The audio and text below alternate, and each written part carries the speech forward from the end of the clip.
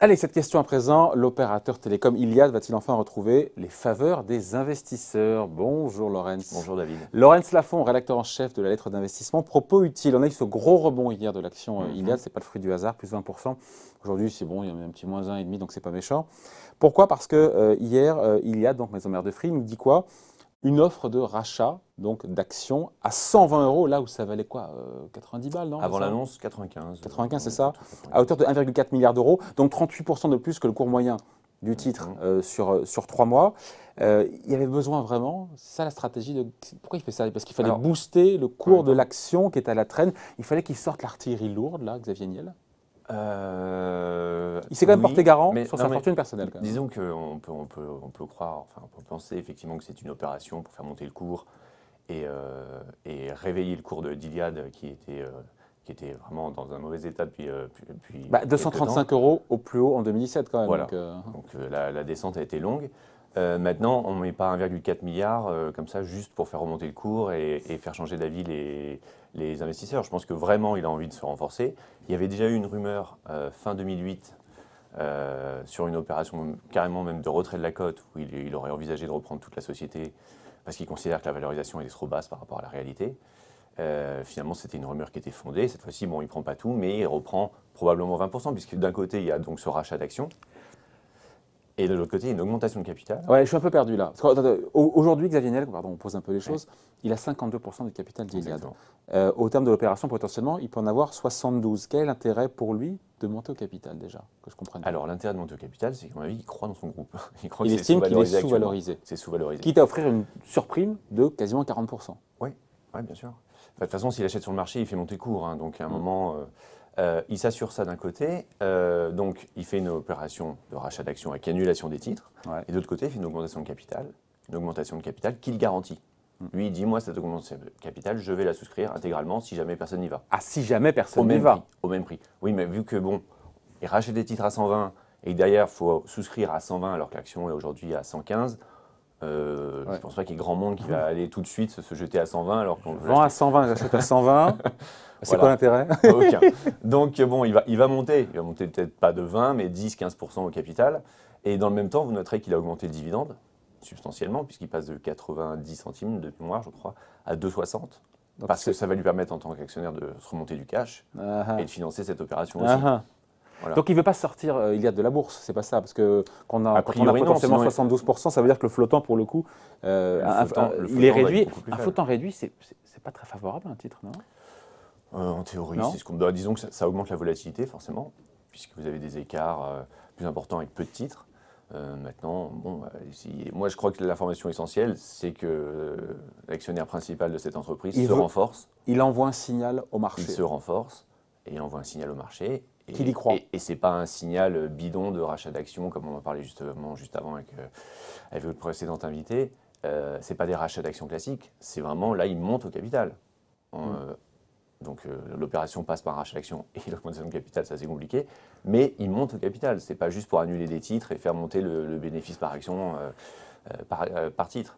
Donc vraiment, c'est un engagement. Et quand on regarde les chiffres, parce qu'hier, il y a effectivement cette annonce qui fait monter le cours fortement, mais je pense que quand même les résultats annoncés hier certains ont dit dans le sens d'une hausse. C'est une annonce qui est faite en marge des résultats, encore une fois, d'Iliad, donc un peu pour masquer, on va dire, des résultats des performances opérationnelles qui ne sont pas exceptionnelles. Vous pouvez faire monter un cours comme ça de 20% avec une annonce de ce type, sans qu'il y ait quand même quelques fondamentaux positifs. Et je crois il y a des pertes, je note, 18 000 abonnés dans le mobile de perdus quand même sur le trimestre. Hein. Ouais, avec un gain, pour le coup. Ça, c'est le chiffre. Donc voilà, effectivement, c'est repris dans la plupart du temps par la presse. Ouais. Après, ce sont des offres, apparemment, ce sont des offres à 2 €, c'est ça? C'est ça. Mais non, mais c'est la direction. C'est même pas ce qu'ils disent, c'est montré. C'est-à-dire que vous avez 147 000 recrutements sur des forfaits 4G, qui sont beaucoup plus chers. Et là où ils perdent des abonnés, c'est effectivement sur les forfaits à 2 €, 2 balles. Donc là je crois que sur les forfaits les plus faibles, on est à 50% de baisse, ou même plus. Donc c'est vraiment un transfert. Et donc c'est une montée en gamme, on l'avait déjà évoqué sur ce plateau, la montée en gamme. Il aime bien, là, chez Propo-Utile, on aime bien Iliad. J'aime bien les groupes qui ont une stratégie. Et pour le coup, à l'été 2008, dont les résultats on sait que, tardent aussi à se voir. Oui, est-ce que vraiment ça tarde? C'était été 2008, plan de relance du groupe. 2008? Oui, 2008, l'année dernière. 2018. 2018, pardon. Oh, le bug. Le bug total. Allez, reset. C'était bien 2008. Ouais, ça dépend quand. Bon, bref, alors, et donc, ouais. Donc, bref, c'était il y a un peu plus d'un an. Ouais. Plan de réorganisation du groupe, montée en gamme, stratégie, etc. En 1978. Quand vous regardez les chiffres, effectivement, là, les chiffres, moi, je les ai trouvés bons hier. Le point bas sur les abonnés mobiles, les abonnés du fixe, le chiffre d'affaires d'Iliad, Ouais. c'est au premier trimestre, c'est au dernier trimestre 2018 et remonté au premier. Retour de la croissance, c'est voilà. ça. Pas retour de la croissance, l'inflexion. C'est-à-dire qu'ils perdaient moins d'abonnés. Et là, maintenant, ça y est, on est en croissance sur le mobile, en croissance sur le fixe.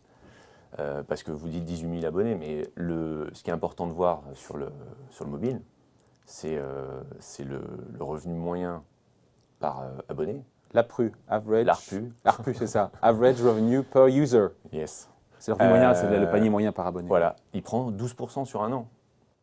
Donc il y a vraiment, ça se voit. Vous disiez juste avant, la stratégie ne se traduit pas dans les chiffres. Ça commence à se traduire clairement. Sur le fixe, c'est la même chose.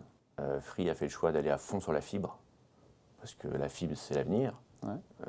Ils sont en bataille avec Orange pour la première place. Là, ils sont devant Orange sur le trimestre. Là où Orange gagne 180 000 abonnés sur la fibre, Iliad en fait 210 000. Et les autres, SFR, donc Bouygues sont succès très sur la fibre. Donc sur la fibre, c'est pareil, c'est un changement. Alors sur la fibre, c'est même du recrutement qu'ils font. C'est-à-dire qu'ils gagnent des abonnés qu'ils n'avaient pas grâce à la fibre. Ils investissent sur la fibre, c'est qu'ils ont un parc aujourd'hui, ils ont un potentiel de 12 millions de clients, puisqu'ils ont développé la fibre aux quatre coins de la France. Ouais. Donc ils sont à, je crois, 1,5 million, il y a encore une capacité à les gagner des parts de marché. En même temps, j'ai réfléchi, on a un hexagone, donc 4 coins, il n'y a pas... C'est une expression. D'accord. Bon, plus sérieusement, en Italie aussi, la croissance est forte, c'est ça? Ça marche bien. C'est ça, c'est que vous avez pour vous écouter, la montée en gamme, elle fonctionne. Ouais. Parce que le revenu moyen par abonné est plus élevé. Sur le mobile, ouais. Sur le fixe, ça ne se voit pas encore parce que je pense que pour lancer les offres fibre, il y a quand même un petit discount au début. Après, vous savez ce que c'est, au bout d'un an, ça augmente de 5-10 euros. Et sur l'Italie, ça c'est une performance quand même assez dingue, c'est qu'ils investissent un nouveau marché. Pareil, c'était en mai 2018, le lancement en Italie. Ouais. On est à 4,5 millions d'abonnés en un petit peu plus d'un an. Sur le trimestre, ils en gagnent 700 000 alors qu'ils faisaient 500 000 le trimestre d'avant. Donc ils réaccélèrent dans le gain d'abonnés en Italie. Donc vous restez positif, encore une fois, vous l'étiez quand ça valait 80, quand on est à 115, aujourd'hui 115 euros. Est-ce que, au-delà des résultats, des performances opérationnelles et de cette offre de public de rachat d'actions et cette montée au capital de Xavier Niel, ça peut servir d'électrochoc, encore une fois, sur la valeur, qui reste en retard sur 3 ans, 5 ans. Oui, ça sert d'électrochoc. Qui reste dans le rouge. Forcément, ça sert d'électrochoc. On vient de 235 euros, on le rappelle, eu avant en 1977, en 2017. C'est ça. Juste avant l'annonce. Vous aviez eu déjà JP Morgan qui était passé à l'achat, alors que pendant 2 ans, tout le monde n'a pas arrêté de dégrader la valeur, de revoir les objectifs à baisse. Donc ça a été fortement révisé à baisse. Là, JP Morgan était à l'achat, Odo, ils sont toujours à l'achat. Ce matin, vous avez HSBC qui passe à 125 d'objectifs sur Iliad. Donc dans le sillage de ces bons chiffres, vous allez avoir un effet d'entraînement sur les avis d'analystes, des révisions, à mon avis, de donc vous restez positif, Iliad en a encore sous le pied? Je pense qu'il y en a encore sous le pied, oui. Voilà qui est clair. Voilà. Point de vue signé donc Laurence Lafont, rédacteur en chef de la lettre d'investissement Propo-Utile, qui se gave et se goinfre d'actions Iliad. C'est pas désagréable. Affaire à suivre. Allez, merci. Merci David.